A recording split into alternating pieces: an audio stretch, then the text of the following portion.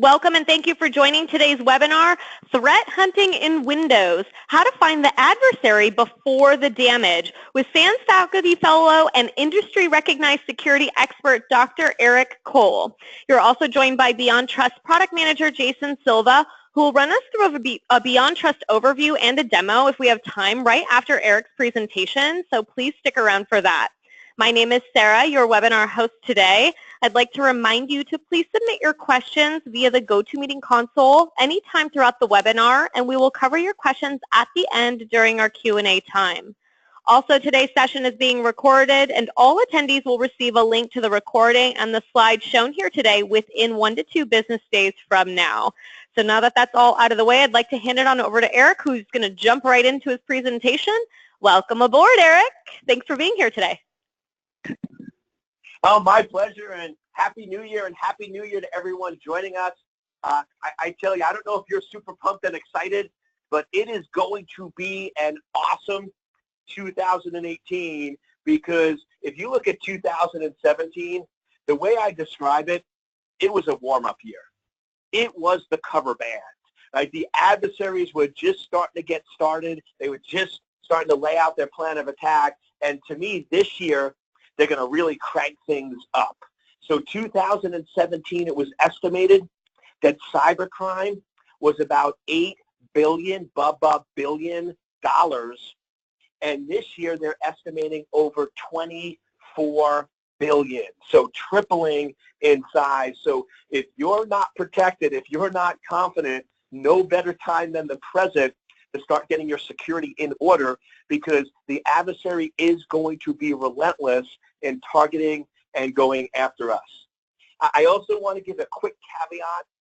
If I slip, normally when I give presentations, I always talk about the adversary, the evil people in that terms. I don't use the term hacker because I'm sort of old school, where I think hacker are the good guys, like the folks that hack, find solutions, come up with good measures in place.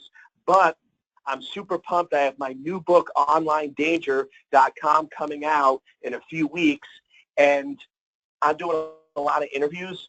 And when you're interviewing and talking with the general masses, they have no idea what cyber adversary is, and unfortunately, they view them as hackers. So I've just been, over the last 3 weeks, been talking about hackers as the bad folks. So if I use that term hackers, please don't get offended.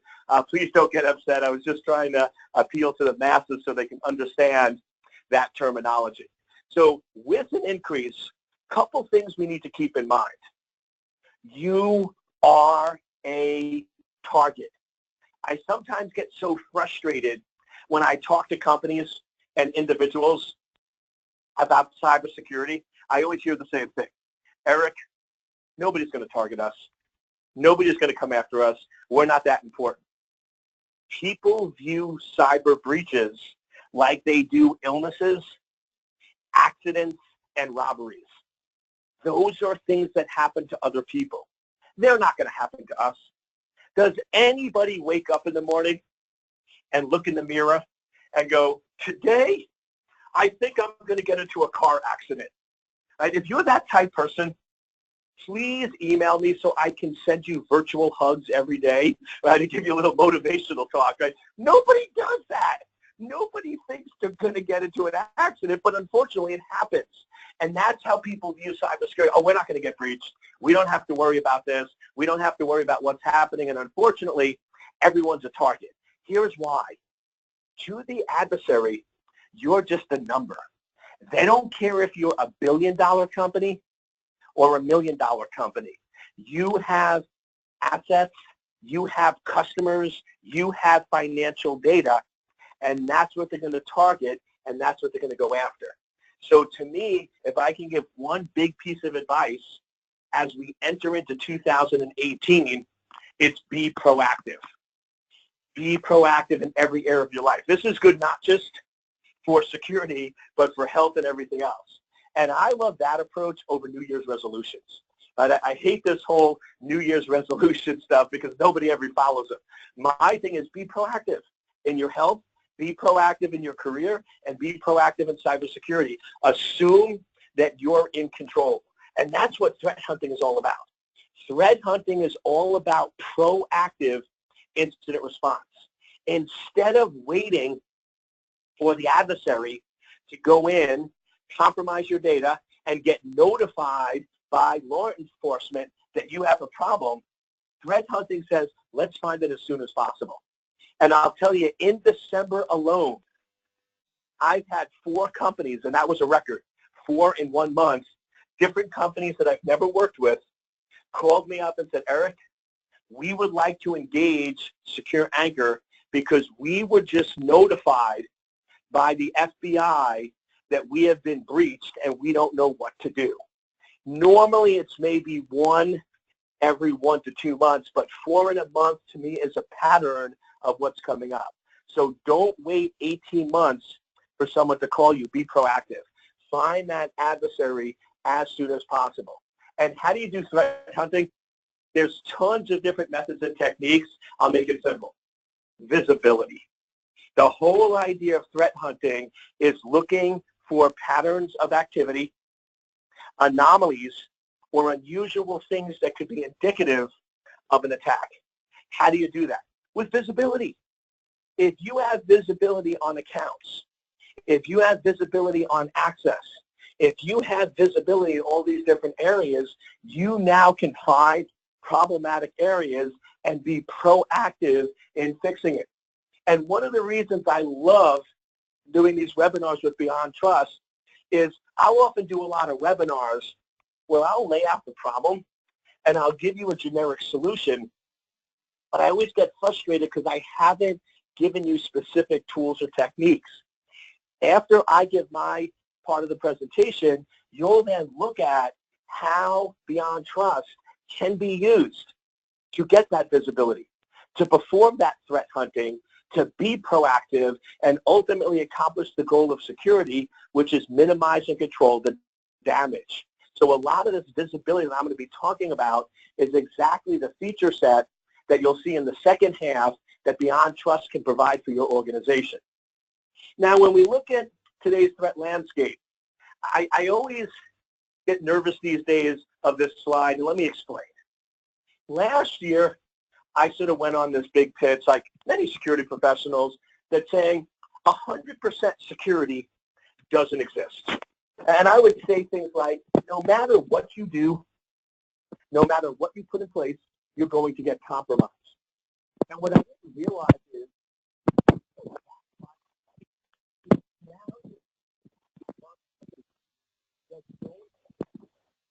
in my opinion, are most negative. Hey, Eric, I think your audio is jumping in and out. Can you test your audio for me?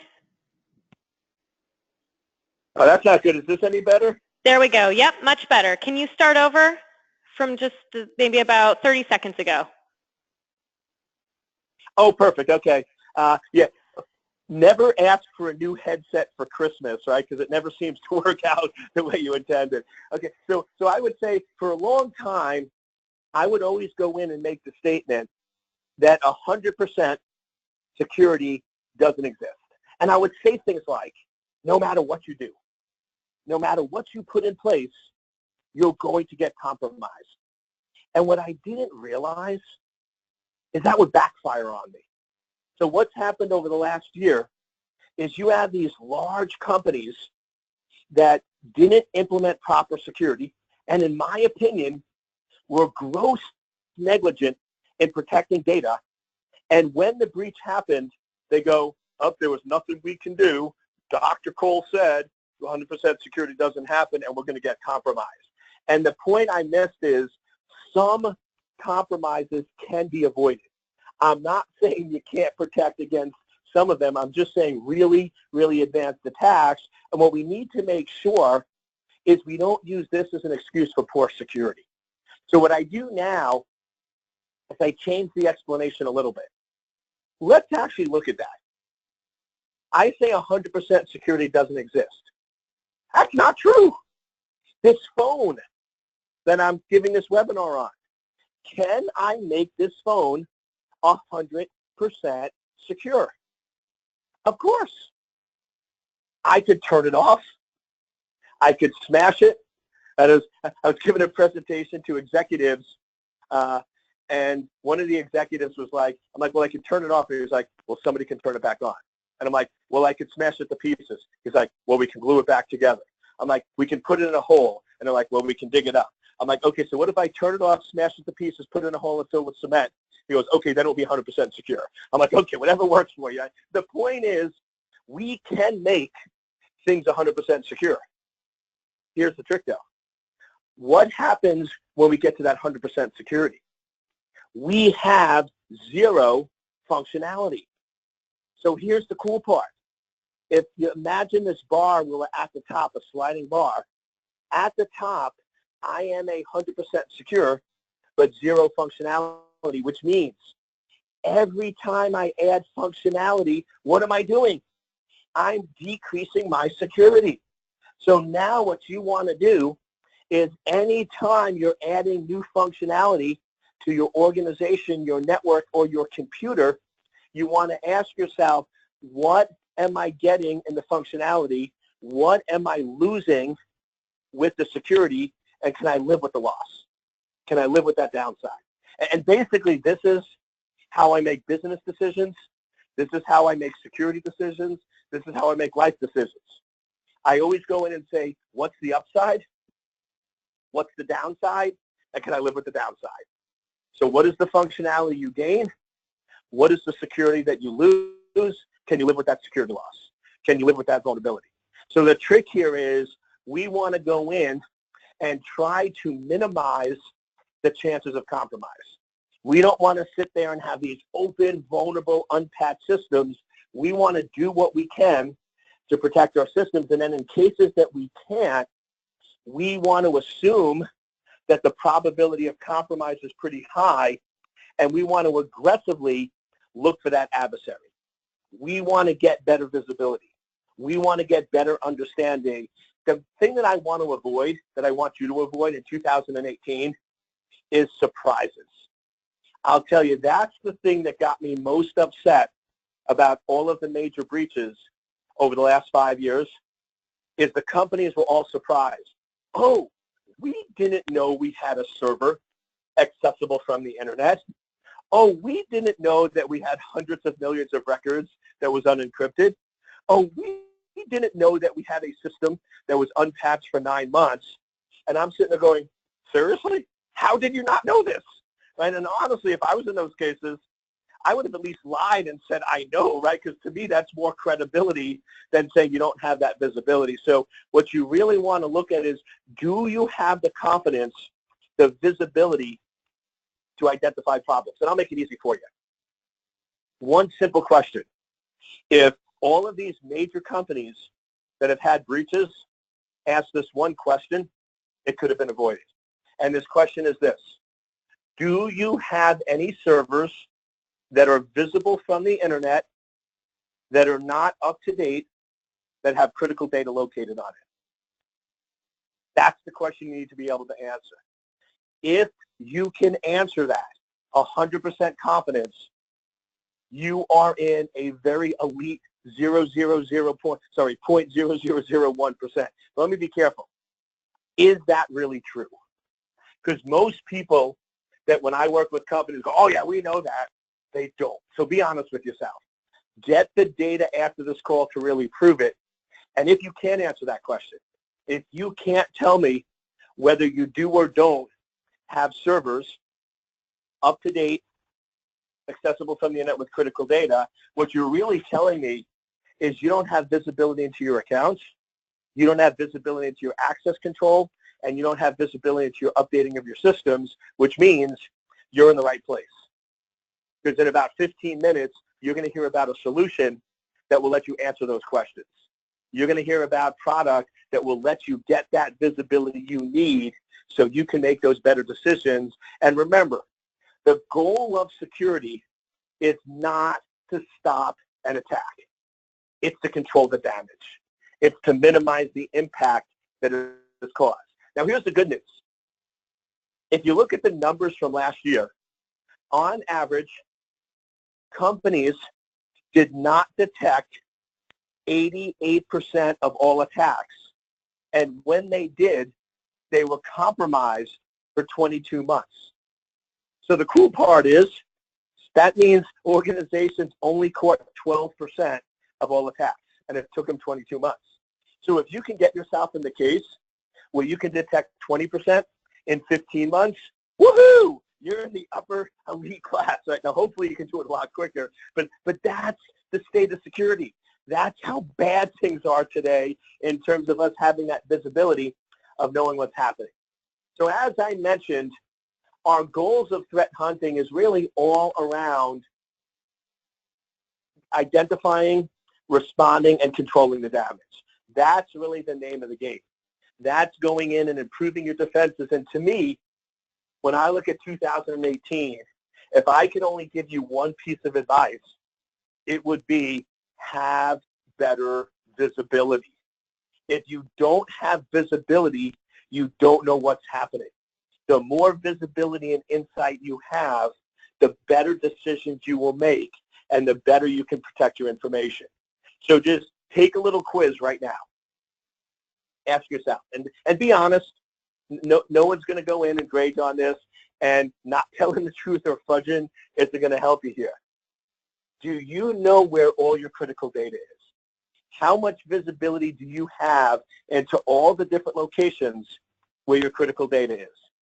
And the problem is most people go, oh, our critical data is on these 5 servers. And you know something? You're right. What's the problem? It's on those 5 servers and 3 other servers you're not aware of.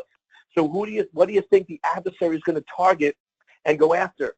Those 3 that you don't know about. So you need to have that visibility. Second, if there were assets on your network, computer servers, that were not patched, were not kept up to date, do you have that visibility? If there were new accounts created that you were not aware of, or there were accounts that were compromised, would you have that visibility to know what's happening? And that's really what we're talking about here is, to me, this term threat hunting has really evolved more into being proactive, having visibility, and giving yourself the ability to respond and react in a quick, timely manner. And here's the problem, though. The trick to threat hunting is having the right information in a usable, accessible format. Because one of the things I saw last year that companies would do in the name of threat hunting is they would go in and buy a ton of different solutions that generate so much data, nobody had any chance of going through and analyzing it. And here's the scary thing. Do you realize every major breach that has happened over the last 5 years, the company had security technology that detected the breach? They did. They had, when they went back and looked very closely, there was some device on their network that actually alerted on the attack. What's the problem? They had 20 million alerts a day, and they only had enough staff to go through 2,000. So question, if you're getting 20 million alerts and you can only look at 2,000, what's the probability that you're going to catch the right ones? Very, very small. So what you want is, if your staff and team can only respond to 2,000 alerts, you should only be generating 2,000 alerts.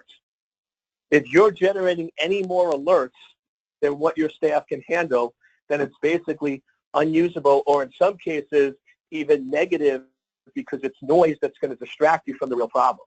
So what you really want is, are you getting actionable intelligence that you can respond to, and are you filtering out a lot of the noise that might be present in your environment? Now, when we go in and we're looking at the idea of threat hunting, we're really going in and looking at 2 things: known threats and unknown threats. So when we're talking about a lot of the known threats, not always, but this is really addressed a lot with the patching, the keeping your systems up to date, the securing and protecting of that information. Now, when you look at the unknown threats, that really comes down to having a lot of extraneous software that you don't need on your system. Remember that analogy. Every time you add functionality, you decrease security. Now, I know you all know this, but it's worth stating. When we get a computer, a device, software, or any applications, typically by default, they are not in a secure state because the vendor wants to make them easy to use. Now, the good news is all of these solutions have security features built in, but you need to turn them on. You need to turn off the applications and services that you don't need. And this really gets a lot into your configuration management. Are you running the minimal amount of services and software that's needed to run your business and nothing extra? Because this is the other data point when I research these breaches that get me so mad. And that is this. In most of the cases, the software that wasn't patched that allowed the vulnerability to occur was not needed by the organization. And I'm sitting there going, are you freaking kidding me?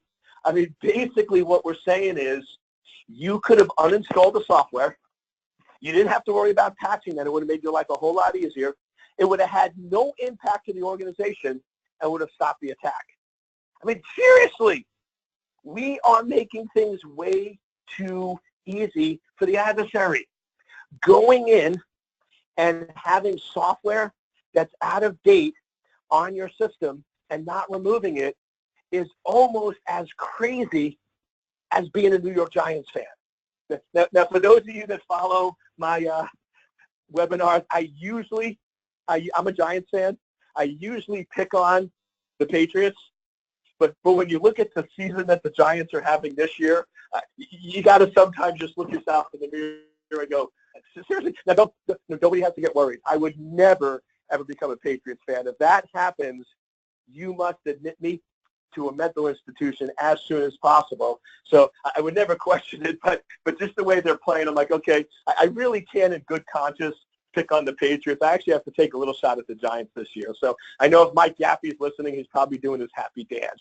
But the point is, don't be crazy. Don't be nuts. Get rid of that software that's not needed. Now, metrics. I'm a big fan. Anyone who follows Denning or any of the quality work, I'm a huge fan of you can't manage what you can't measure. If you can't measure something, how do you know whether you're meeting it or not? And I every year, and it's not New Year's resolutions, I always go in and set goals, objectives, and to me, one of the key things is it has to be measurable. Going in and saying that you want to run fast isn't measurable. Saying that I want to run a mile in 6 minutes is measurable. You can tell whether you've achieved that. So what are your metrics that you're using in security? And to me, some of the metrics that I love are things of assets on your network that you don't know about, systems that are unpatched for more than 30 days. If you're looking for some great metrics, I definitely recommend looking at the CIS critical controls. That's a project I was involved early on in helping develop those metrics. Now it's run by two amazing security professionals, James and Kelly Tarala, and they're doing an amazing job with really getting some good, solid metrics in place there. So that's a great project. They've developed tons of resources. So if you're looking for metrics, if you're having trouble with metrics, definitely take a look at those critical controls. So to me, some of the keys to a successful hunt is really nice and simple. Is it working? The probability of there being bad things on your network is almost a guarantee. So if you're doing threat hunting and you're not finding anything, it's not working. If you're finding stuff, then it is. Remember the phrase, right? Insanity is doing the same thing over and over again, expecting different results. Very rarely, but I do run across some companies that go, Eric, threat hunt is a bunch of crap. I'm like, really? Like, yeah. We've been doing threat hunting for 10 months, and we found nothing. And I'm like, okay, so what did you do in month 1? And they told me. And I'm like, okay, so you found nothing. So what did you change or adjust? And they're like, nothing. We did the same thing in month 2. And I'm like, and you still found nothing? They're like, yeah. And I'm like, so what did you change in month 3? They're like, nothing. I'm like, so okay, you did something in month 1 and got nothing. So you did the same exact thing in month 2 and you got nothing. You did the same exact thing. And they're like, well, when you say it that way, it sounds like we were incompetent. I'm like, I'm not saying anything. Right? If you said it, not me, right? I'm not going to ever make those phrases. The point is, if it's not working, change it up. Get different metrics, get different visibility. But really, to me, that's the trick. Also, start small. Don't try to boil the ocean. If you're a huge company or even a small company, don't try to threat hunt on thousands upon thousands of systems. Focus on 2 or 3. Well, Eric, which ones? What are the most critical? What is your critical data? What is the one piece of information that if it was compromised, you would be CNN headline news? That's the service you want to focus on. Always prioritize, always focus on the criticality of that information. And then, as I said, always have tools that are giving you metrics and see how can you improve. How can we get better? How can we dig in, get more technical information, get more visibility? You want to have a tool that you have what I can call phased features, where you can start off looking at some basic features to get started, and then as you fix those, you have drill down capability. And once again, that's another one I like about Beyond Trust tools is it has that drill down, where you can start at a high level, you can get some general visibility work on it, and then as your team gets more advanced, you can keep drilling down into more details, more information to see what's happening and what's occurring. So I want to make sure that I left enough time so you can go through, see those tools. And I know we have a really big crowd, which is awesome.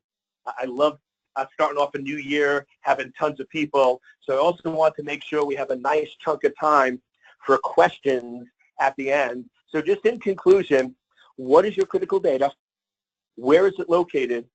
Do you have the proper visibility to know what's happening in your environment? And are your tools working? I'm assuming that you're on this webinar because they're not and you're looking for a new solution. So once again, I'm always a very big proponent of don't trust me, right? Look at the results. So what I'd like to do now is turn it over to the great folks at Beyond Trust so they can actually show you the tool, show you how it works, and show you how you can get better visibility to find and stop the adversary in 2018. All right. Thank you very much.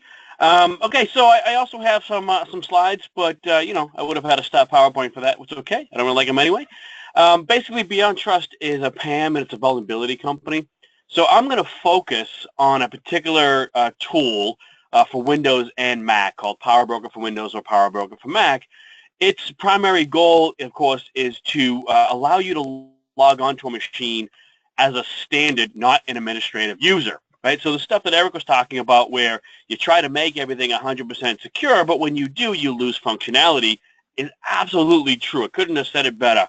But what we want to do is get you to a point where you can build up that percentage of security, but maintain that productivity as well. So it's both a security and an operations kind of tool. So what I'll do is I'll show you a little bit of that, and then I'm going to go in, and what you should be seeing on the screen now is this thing called Beyond Insight. It's just the back-end reporting. Now, while the tool itself focuses on, say, elevating an application that normally wouldn't run if it was launched with just standard user rights, or denying applications, it has a lot of sort of surrounding components and features that come with it as well. Namely, when I launch an application, does it have a vulnerability? And if it does, how bad is the vulnerability? He was talking about compromised systems for 22 months. Or, you know, patches that could have been applied and avoided the whole breach in the first place. Well, it gets difficult when you look at even several hundred boxes let alone the 250,000 machines that some of our customers have, to try to maintain a scan of all of those on any, short-term regular basis. However, if I can evaluate the application each and every time it launches, I'm in a much better shape. Based on that, should I still allow it to run? Do I need to have some kind of message in front of the user? Do I need to deny the application outright? I can do all of that based on that at-launch decision. All right? So I'm going to jump over to a box here, and actually I'm on the right box already. And Sarah, just be my peace of mind as always, right? You can see the screen I'm sharing, right? You should be seeing the Beyond Trust Power Broker editor. Yes, sir. Perfect. Just want to make sure I'm not sharing out the wrong one. What you're looking at is what I just said. There is an editor, a management tool, a console that we use to say which applications do I want to target and in some way affect. Again, that effect being elevating it, evaluating it for risk, denying the application outright, whatever I need to do for it. And I have some simple apps, which you've probably seen all of these apps in the past, but I'm going to try to run some of them. And in some cases, while it launched, I find out that I'm not functional. Again, we go back to that, great, I'm a standard user, 85, 92% of the vulnerabilities that would normally affect me can't anymore because the user doesn't have the admin rights. But the problem now is I need this application, whatever this application was or an installer, I need it to be fully functional. I'm going to do that here in a moment. Same thing with Process Monitor. It won't come up. It requires elevated access just to run, as do a lot of applications, right? These are just sample apps, that, like I said, that you're probably familiar with. So I got a couple of options here. One, I can simply say, you know what? I have a rule in place, and that's this shell rule right here. But what it says is allow the user to right-click on this application or this installer and get it elevated right now. There are other things I can do in the middle of that. In this case, I'm asking for the user's cache credentials. I want to make sure that they are the person I think they are. All right? And I'm asking for a justification. I'm just doing some testing here. I could do an MFA, a radius pin in here as well. Whatever I ask of it, there's even a human-based two-factor where the user would pass a code around if you really needed to. But essentially, I didn't want my user stuck. Again, we go back to that productivity part. I've secured them, but I need them to work. There's bound to be things in the very beginning of any software implementation that I didn't get to yet.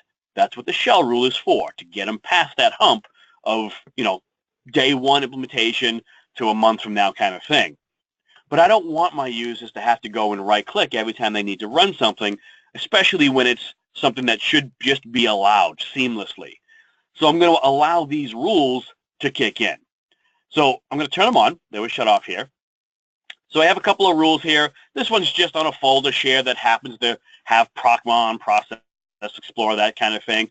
And this one here, of course, is the data source config one, the application I ran first. So if you look, all I'm doing here is I'm just targeting it. I want to target the application based on who built it. Well, Microsoft built this file, happens to have this original file name. Great. When you see this application, what do you want me to do? Well, I want you to elevate it, and I want you to provide the rights of this security group or whatever that security principle I put in there was to the application.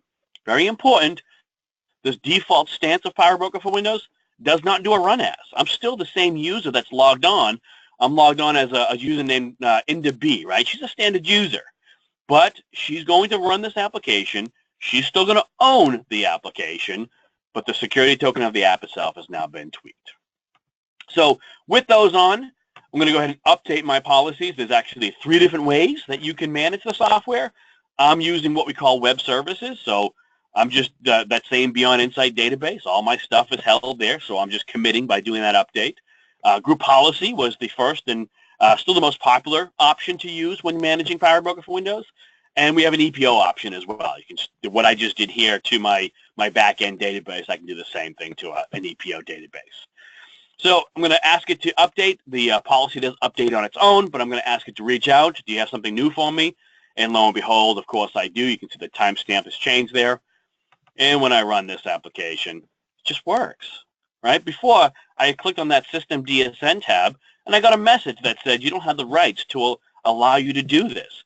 Well, now I do. And again, it's still that same logged on user that's running this application, but the app has now been made an administrator, essentially, not the user.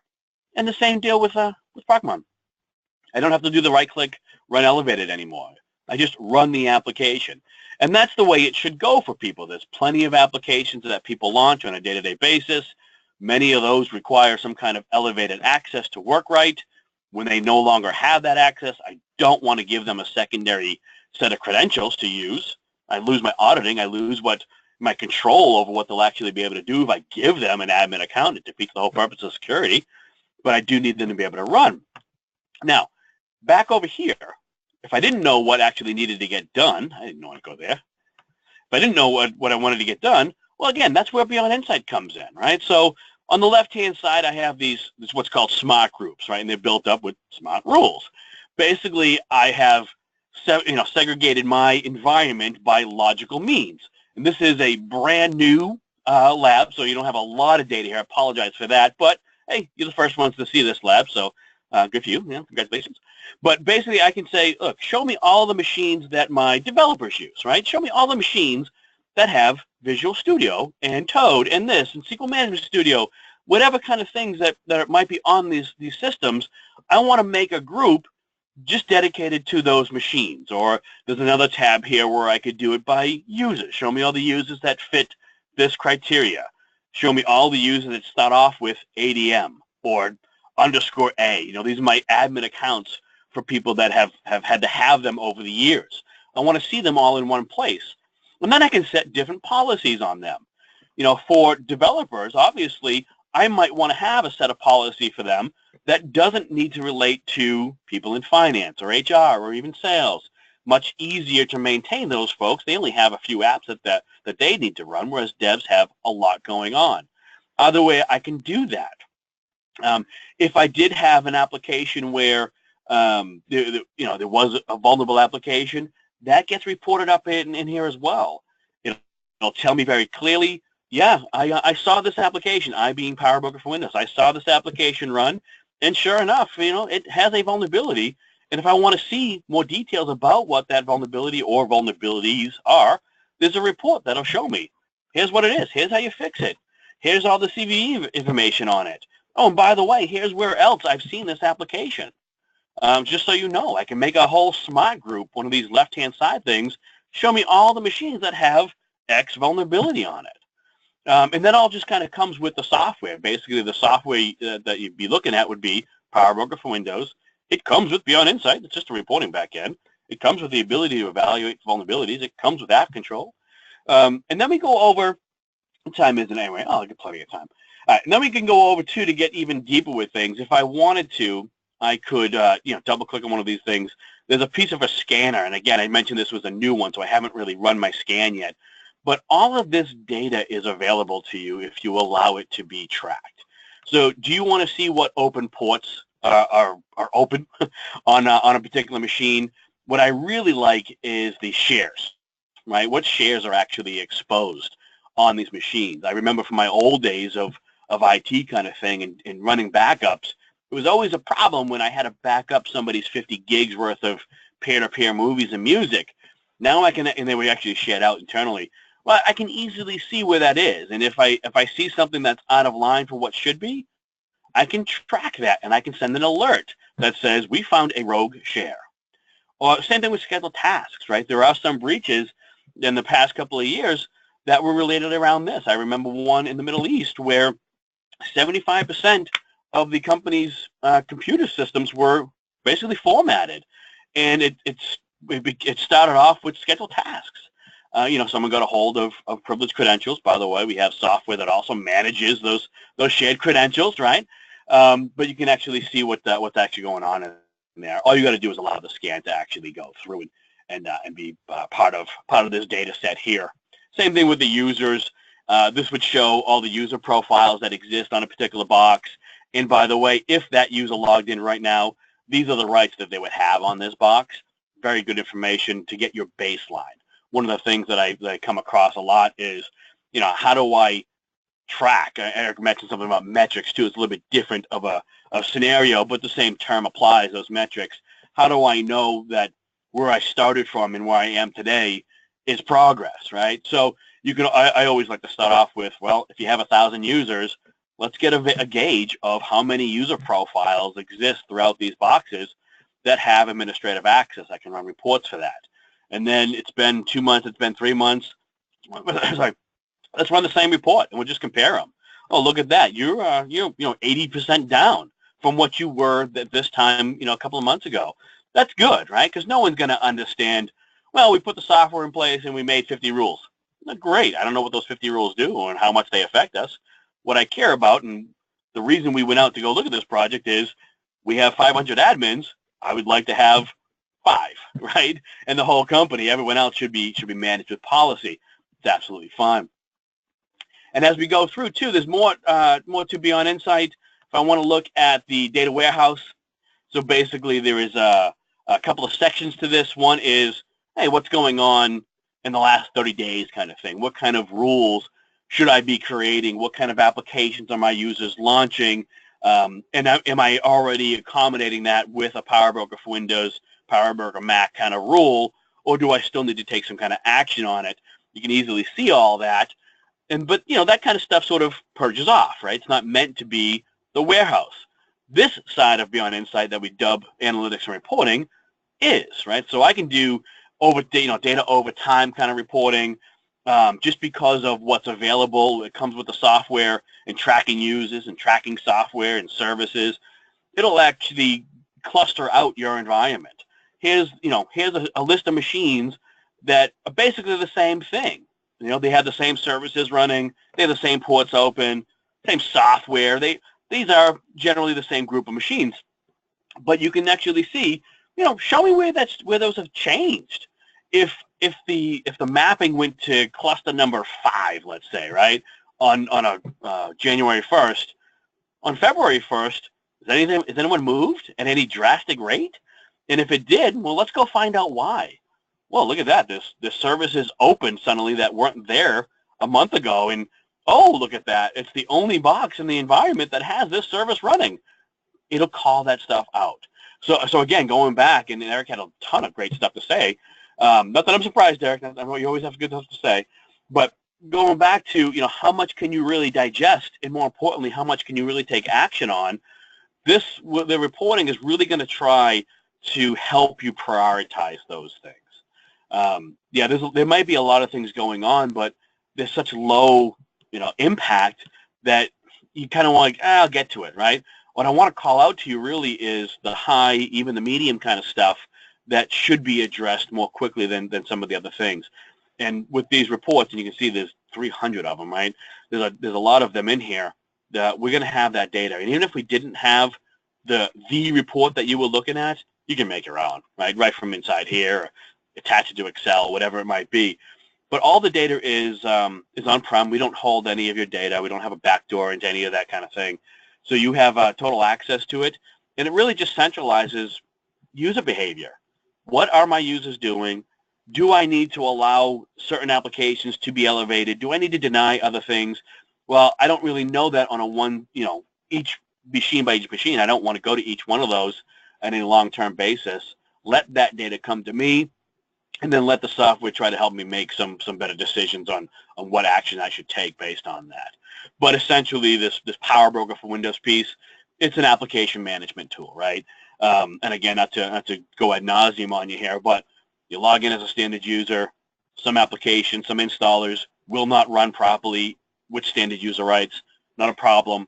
You put a rule or policy in place that says these ones are okay, they're approved, give them these type of rights, and then you just move on from that.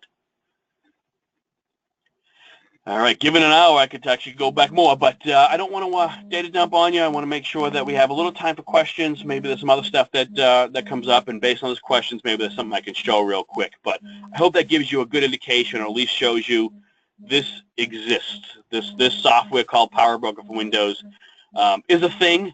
Going least privilege, reducing the amount of administrative access that you have locally, reducing the amount of literally shared credentials that you have out there, beyond trust as a company. That's what we do, that in vulnerability management, a full scan tool as well. And I know that you want this lovely little poll. Give me just a moment. Sorry about that, Sarah. I saved it on my box, but I did not open up PowerPoint. Okay, let me go ahead and jump right into our last poll, and then we had a bunch of questions come in, so I'm going to launch that right now while Jason's getting that. And would you be interested in engaging with one of our security experts further? I know Jason walked you through a pretty in-depth one-on-one demo, and to give you some high-level reporting and functionality capabilities of PowerBroker for Windows, but if you'd like to see something a little bit more in-depth, please select yes, and somebody will be in contact with you either to schedule a one-on-one demo or just to chat with you a little bit further about our Beyond Trust privilege access and vulnerability management products. So I'm going to leave this up just for a couple of moments, and let's jump right into a couple of questions. We had a bunch come in, so if anybody has any more questions, please keep sending them in, and I will be monitoring those. Okay, so this came in, I think this might be for Eric. What is your view on whitelisting tools like Carbon Black? From my perspective, one of the best ways to lock down, protect, and secure an endpoint is with application whitelisting. Because essentially with application whitelisting, nothing can be installed, nothing can change, nothing can run. The problem is very few companies have an environment that is simple and static enough to fully support it in an operational manner. So I always say for home users, for work users, if you can lock down that system and minimize the adversary from installing everything, that's great. Now, you still want to have all this other visibility, but in most environments we found when they install application whitelisting, it breaks so many things that they have to roll it back in a very short time period. Jason, this is for you. Could you have a group like Dev that can escalate for local admin and then auto de-escalate, allowing local admin to be disabled as a default? So what we have to understand is the way that PowerBroker Windows works. It doesn't actually move anyone into an administrative security group. So I don't have logic that says put Jason in the admins group for a time. I do have logic that says allow Jason to launch this application with elevated access for a length of time or a number of attempts. That's fine, but it's very key. We don't touch the actual security group membership of the users that we're targeting. Now, you can have different policy for devs as opposed to, Sally and HR kind of thing. Like that shell rule, for instance, that right-click run elevated, my development teams tend to keep that forever, whereas most people that drops off. So I hope that helps. But again, it's important to understand we don't touch the actual security group membership. I don't touch file access directly, other than for file integrity monitoring to deny something if I need to. But essentially, it's a yes and no, because I do have the ability to say folks in dev can escalate an application or something that they need to launch with the proper access. But not actually move them. And I don't need to, by the way. I don't need to move them into a security group. So, Jason, do you feel that Beyond Insight gives the same benefits as whitelisting, but with fewer challenges to implement? Yeah, so Beyond Insight itself, again, it's just the back end. It tells you what's going on. As I mentioned, PowerBroker for Windows has embedded app control. Now, something like Carbon Black, that's all they do, and they have some features in there that I know some of our customers actually like to use. We have a good mix of customers that use both, and then I go in a lot of times and I know it's not really the intention, but we end up replacing it because it's too much, right? It's too intrusive to productivity. This way you can go in and say, hey, look, this application has a vulnerability. Because of that, I'm going to deny it. Otherwise, it's a trusted app. It's Adobe Reader, right? I mean, everybody has Adobe Reader, and I'm going to allow it to run. I'm not going to elevate the application, but until the point where it becomes a problem for me, then maybe I'll go ahead and deny it. Or this is a policy that states these applications shouldn't be allowed. Keep in mind, when you go to a standard user, you've essentially done a big portion of that whitelist, because a lot of the things that you're concerned about can't work anymore. Yes, of course, there's still applications that don't need any type of elevated access that you don't like, but it's a much, much smaller percentage than logging in as an admin and trying to use a whitelisting tool like Carbon Black, because even if I whitelist it, if the application requires admin rights, well, then I need to be an admin. Okay, if I'm an admin, I don't care what security software you put in front of me. I'll get around it if I really wanted to. So the proper approach really is to start with that solid standard user foundation and go from there. Eric, in our company, since we have not had a breach, our executives think we are secure and pulling back funding. How do we address this? Find a new job. No, I'm joking. The best bet in that case is start providing small wins, and threat hunting's the way of doing that. So we have a lot of our clients going, Eric, this isn't an issue, this isn't a problem. And I'm like, well, what if I prove it to you? What if we can go in and find some vulnerabilities? What if we can find issues and start presenting metrics to them? It's sort of like if you go to the doctor and say, I'm perfectly healthy, I am the perfect specimen of a human, I don't need any help, and then they take blood work and show you that's not the case, right? That's going to wake you up pretty good. So I'm a big fan, especially with executives, let data drive decisions, not emotions. In many cases, they're letting their emotions drive them based on incorrect information. So provide them the correct data so they can make better decisions. Eric, what type of information is typically being targeted by adversaries that we would want to be concerned with? It depends on who we're looking at. Once again, not trying to stereotype any countries, but in general, when we look at a lot of the attacks from Russia, most of them are financially driven. They're mainly the financially driven attacks. So if you have credit cards, bank accounts, social security numbers, identifying information that can be used for financial gain, we tend to see a lot of them coming from that area. Then typically China is where we see a lot of intellectual property. So if you're in research, if you're in electronics, government contractors, where you have sensitive, proprietary, even confidential information that an adversary might want to target, that's what they're going to come after. North Korea is interesting because traditionally North Korea would usually go after more of the information warfare. They go after the critical infrastructure or other factors.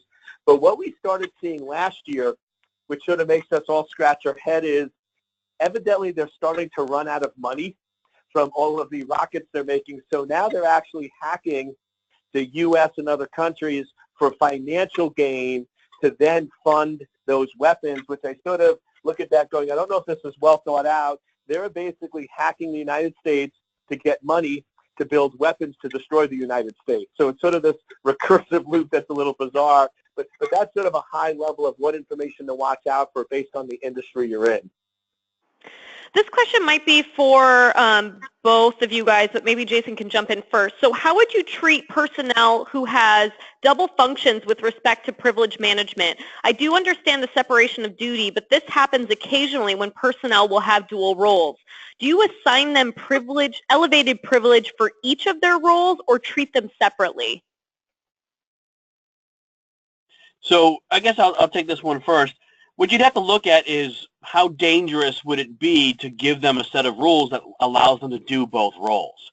So if they're on a particular machine and they had access to do something on that machine that really they needed it for another set of machines, how dangerous, how risk would that be for you? Because it's much easier, of course, to say, hey, Jason, he works as, this is his role, but when IT is out, he kind of fills in for them. So, there are times where he needs that. So how risky is it for Jason to have these policies as opposed to how much of a pain is it going to be all of a sudden when he needs this secondary roles permissions? What do we do? Now, what we can do too is if you're familiar with group policy preferences and item level targeting, we made both of those things. Microsoft bought that from us quite a while ago now. So we have the item level targeting built in as well. What you may need to do or could do is say, based on the set of machines that this person happens to be logged into, these are the rules he has, and so that might be your meet me in the middle kind of way to approach that. But it's really going to come down to how much risk is associated with allowing somebody to have all of the policy all of the time, as opposed to trying to navigate when and where they're going to need it. Okay, time for one more question. This maybe Eric or Jason, you might be able to jump in as well. So customers have very little control over SaaS hosted in multi-tenant environments. What can customers do to ensure that their environment is regularly patched and up to date? Eric, I took the last one. I'll let you take this one. Okay. I would say with that is just be very deliberate with configuration management. And the trick is prioritize the critical resources. So we have clients of ours that have 30,000 assets, and they go, Eric, there's no way we can do strict configuration management and change control on all of those. You're right. But all systems are not equal. So pick the 30 that are most critical, focus on those first, and then do the rest. What we find with most of these companies is the low priority systems are patched the most because they're easy, and the high priority systems are never patched because it's too difficult.